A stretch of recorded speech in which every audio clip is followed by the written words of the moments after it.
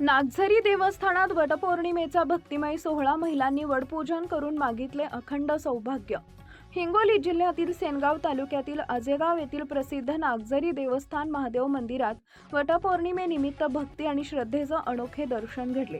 पहाटेपासूनच मंदिर परिसरात भाविकांची मोठी गर्दी झाली होती. विवाहित महिलांनी पारंपरिक वेशभूषेत वडाच्या झाडाची विधिवत पूजा करून पतीच्या दीर्घायुष्य, उत्तम आरोग्य आणि अखंड सौभाग्यासाठी प्रार्थना केली. ओम नमः शिवायच्या जयघोषानं संपूर्ण परिसर भक्तिमय वातावरणानं दुमदुमून गेला. दिवसभर नागझरी देवस्थानात दर्शनासाठी भाविकांची मोठी रेलचेल होती. ग्रामस्थांनी मंदिर समितीच्या सहकार्यानं वटपौर्णिमेचा धार्मिक सोहळा शांतता, शिस्त आणि उत्साहात पार पडला.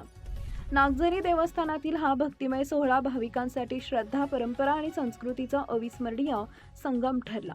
धुमाकूळ महाराष्ट्र न्यूज प्रतिनिधी प्रदीप वाघ, हिंगोली.